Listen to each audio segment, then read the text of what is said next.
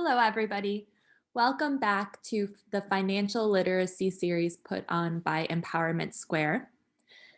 This is topic 1, money management and budgeting, workshop 2. Welcome back. My name is Katie, and I am a certified financial counselor. If you have any questions after watching this workshop, please reach out to me via email and we can meet one-on-one, or I can arrange a meeting with you and a counselor who speaks your native language. Today, we are going to be talking more about budgeting. 2 questions to think about as we go through this workshop. 1, what tools can be used to take control of your finances? And 2, how are your financial goals set and how do you achieve them? Today, we are going to be talking about budgeting. What is a budget? It's really just a plan to apply your income to your expenses. The beauty of a budget is you set spending limits and create spending discipline. Your budget should incorporate your goals. You need to think through what your financial goals are, whether they be to save more money to create a nest egg or to pay down debt. The importance of budgeting is that you predict out your spending for a set period of time, usually a month, and you can adjust your budget depending on the realities that happen that month. Your budget forces you to focus on your personal financial priorities. Budgets help you identify areas of overspending, and they let you know where you are spending most of your money. Now, sometimes you can't change the areas you're spending money in, like your rent. You must pay your rent every month. But budgeting will show you other areas where you might not be aware that you're spending so much money. Budgeting will also identify spending categories where you could potentially reduce expenses in order to increase your cash available to pay other bills or to meet some of your financial goals, like savings and investing. When you're calculating your household income, it's really important to think about your take-home income. This is the amount of money that you are taking home every month after you're paying your payroll taxes. It's important to think of your household income in terms of all income coming in. If you split expenses with a partner or with a family member month to month, you want to make a household income budget that shows what all parties are taking home each month after taxes. You also want to account for any other benefits that are coming in on a monthly basis, like child support or unemployment benefits, as well as any benefits that might not be in cash form, but that have a value, like food stamps. When you're thinking about your household expenses, again, if you're sharing a budget with members of your household, you want to take into account their expenses as well if those expenses are coming out of your shared income. If you live with a partner or with a child, then the money that is being spent on rent or on utilities is also benefiting that other party. You wouldn't split your household budget into the utilities you use and the utilities your child uses. You end up paying for the utilities as a whole. So you want to look at your household expenses holistically. When you're looking at your expenses, you want to consider your essential expenses and your non-essential expenses. When we're looking at this list here, there's a lot of categories here that might be considered non-essential, like your memberships, or maybe paying money for different services and your personal needs.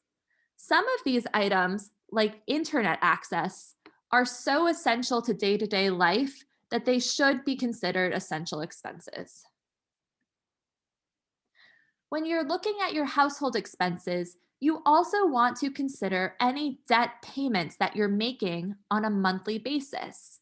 For instance, if you owe money on a car loan and you have monthly car payments, this is part of your household expenses, and you must consider it in your household budget.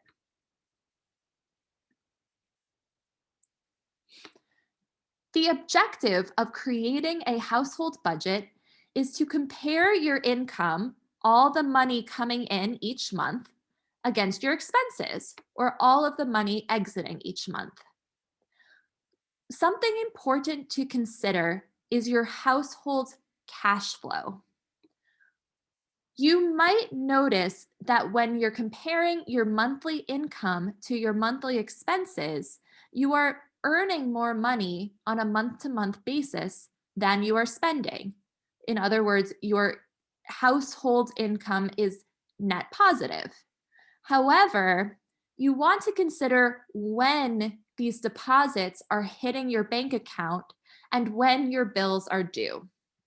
For example, if your rent is due on the 15th of each month, but your paycheck comes in on the 17th of each month, you have to account for this difference so that you have enough money left over from the previous month in order to pay your rent on the 15th.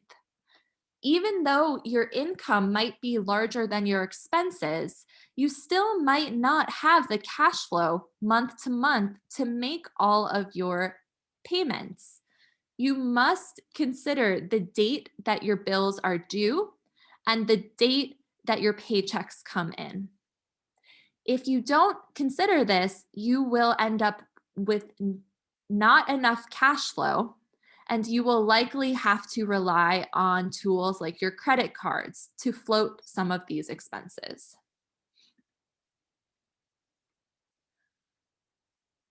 When you're comparing your income and expenses, if your income and expenses are equal, this means that you're breaking even on your monthly budget, but you're not getting ahead in your savings and investing goals. This is because there's no money left over at the end of the month to put towards any of your financial goals. You're living paycheck to paycheck and just breaking even. If this sounds like you, review your monthly expenses. Are there any areas you can cut down expenses in order to end up with excess money at the end of each month? If there are areas where you can reduce expenses on non-essential items, you can use that leftover money to reach some of your financial goals, like paying down debt, increasing savings, or increasing investment. If your monthly income is exceeding your monthly expenses, this means that you have positive cash flow. You have money left over at the end of every month. You still should review your monthly budget to see if there are any areas where you can further reduce your expenses and further increase your savings and investment. Remember, you should view money as a tool and budgeting not as a sacrifice, but as a choice you are making to invest in your future. If your expenses are exceeding your income month to month, this means you are going into debt. Your cash flow is negative month to month. You only have two options. You need to increase the amount of money you are bringing in month to month. This means you need to find a job if you're unemployed, or find a higher paying job, or ask for a raise if you are employed. You can also start a side job, do odd jobs, or you can increase your investment and earn interest on your investments. Otherwise, you have to decrease expenses. Decreasing expenses is often easier than increasing income. When you're assessing your monthly expenses, look for those non essential expenses. They might be items that you want to continue spending money on. They might be items that increase your joy in life. Think about your future goals and your financial goals and well being for the future. If you can cut some of your non essential costs month to month, you can put more money towards that future happiness and those future goals. You don't have to cut all non expenses, just be strategic and cut some. Credit cards are often a tool used if you are experiencing negative cash flow. Credit cards allow you to cover some of that negative cash flow by using the card and using the credit that was extended to you.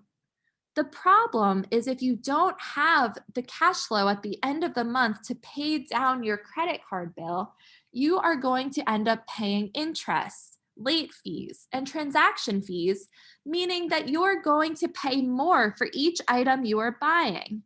For example, you bought a new coat for $100 on a credit card.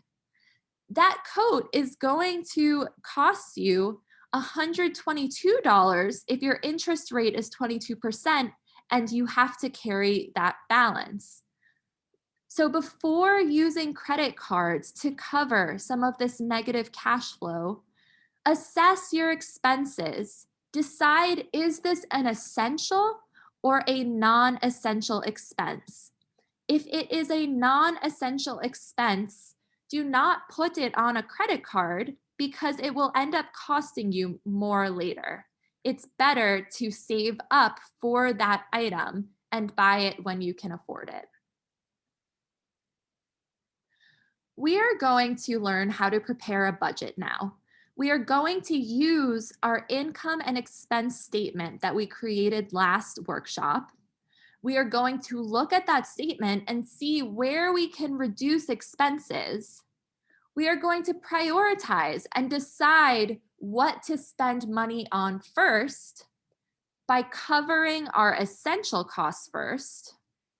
We are going to try to pay down debt, especially debt that is in collections or that collectors are calling us for. If that's not the case and we just are carrying debt that is not in collections, we are going to try to pay off the highest interest debt first. This is going to save us money in the future. We are also going to try to put some money into savings. It is suggested that each and every one of us has 6 to 9 months of household expenses saved up in case of an emergency. If you unexpectedly lose your job or face an illness that requires you to quit your job, you want to have some savings to pay for your immediate household expenses.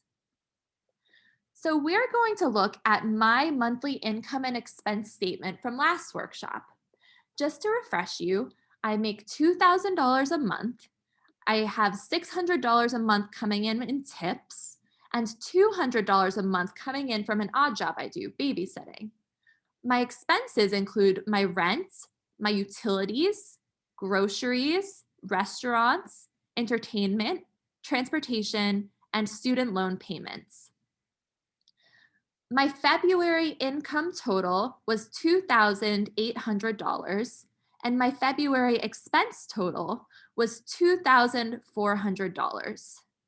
This left me with net positive $400 left over at the end of the month. This is my income and expense statement from February. I made this by looking backwards at what I had spent and what I had earned in February. Now I am going to use this monthly income and expense statement to make a March budget where I project out what I want to spend in March. Here's my March budget. I'm assuming that I'm going to generate the same amount of income that I did in February. which leaves me with $2,800 at the end of the month to spend. However, instead of spending exactly what I spent in February, I'm going to budget. I'm going to prioritize certain expenses in order to reduce my total expenses. Now, I cannot reduce my rent, so my rent stays the same as February at $1,200.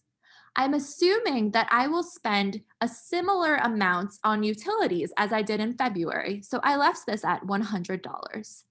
However, when I was looking at the expenses from February, I realized that I could reduce my restaurant costs by eating out less and therefore save myself money. I increased my grocery expenses slightly to compensate for the fact that I will eat fewer restaurant meals. However, I ultimately am budgeting only a little bit more towards my groceries, and I'm saving a lot on restaurant expenses. I also reduced my entertainment expense by half. This is because I'm going to try to do free activities with my friends in March in order to save money. So I'm only budgeting myself $100 of entertainment. I removed $50 from my transportation budget because I am going to walk more and take the subway more rather than taking cabs and Ubers. I left my student loan payment the same because paying down debt is a priority for me. Now, my March budget is $2,100. So I end up with a net positive $700 if I stick to this March budget.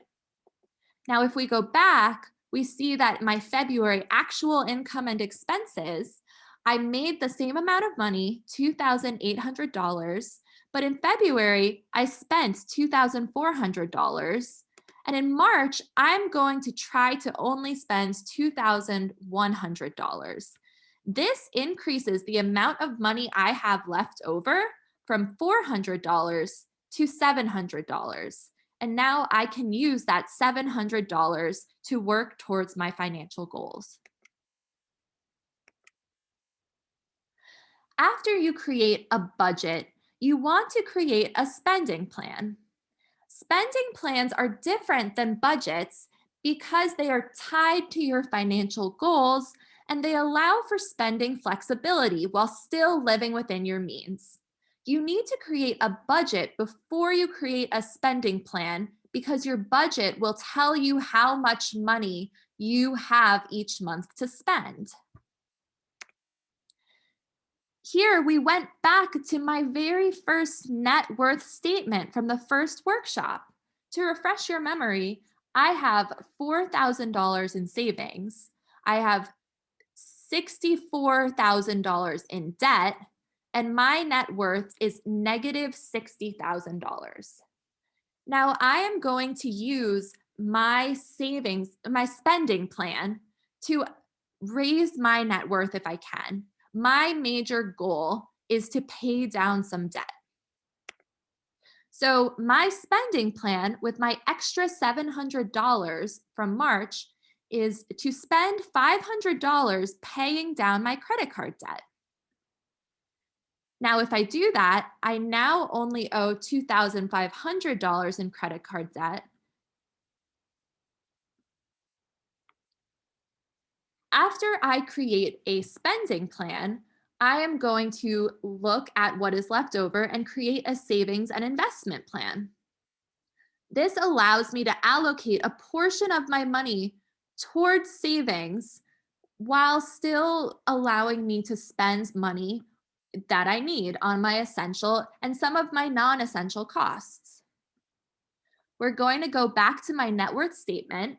I had chosen to spend $500 of my leftover $700 on my credit card debt, leaving me with a net worth of negative $59,500. Now, my savings plan is I'm going to spend that leftover $200 and put it in my savings account. This increases the balance I have in my savings account, and it changes, again, my net worth by increasing it. So you can see that paying down debt and saving more money both increase my net worth. So after you create a monthly budget, create a spending plan and a savings plan for the remainder of the money you have left over.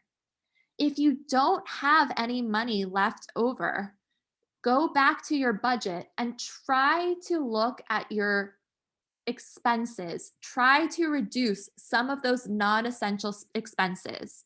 You want to be at least breaking even each month, if not ending with extra money. Step 5 is to integrate all of these items. Integrate your budget, your spending plan, and your savings plan. This just means make sure that these things make sense. Don't plan to spend more than you make. Don't plan to save more than you can afford to. You want to realistically create a budget with spending on essentials and with savings that is within your means. It's very important that you think about setting realistic goals. Think about what you need month to month, those essential expenses, versus what you want. You don't need to cut out all of your wants, but try to think of ways to reduce some of your wants to end with a little more money in savings at the end of the month. You want to think about your financial goals in the short term, so 1 year or less, the moderate term, 1 to 5 years, and the long term, 5 to 10 years from now. Start with a realistic plan. Don't try to cut all of your expenses all at once. Don't try to increase your savings by more than you can afford. Build up to a higher savings amount and a lower spending amount. Make your goals SMART.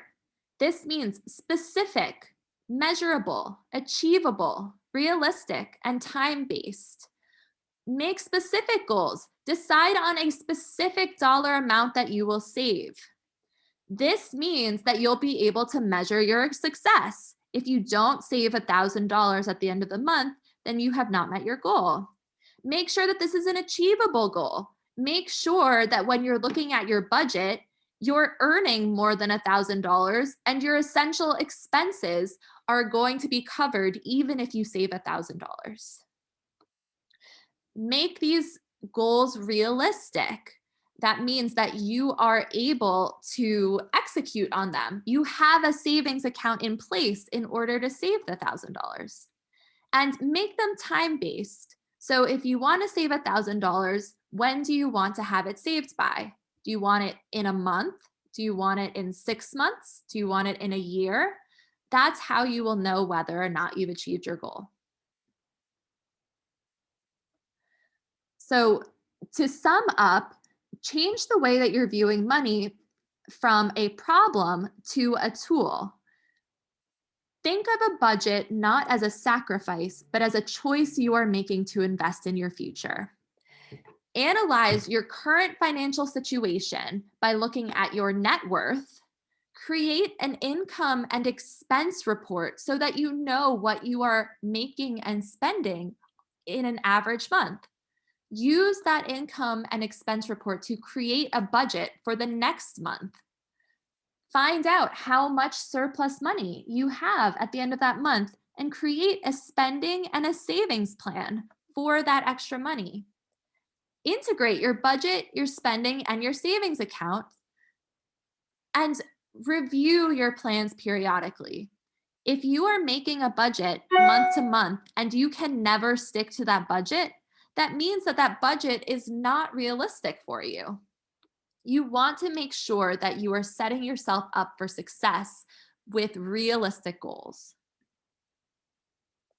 Set SMART goals and think about what you want in the short term, the moderate term, and the long term.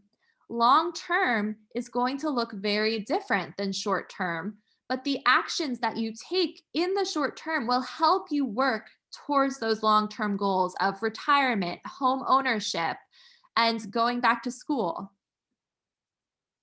That's it for today. If you have any questions about what we discussed today, please feel free to email me. We can meet one on one, or I can set you up with a financial counselor who speaks your native language.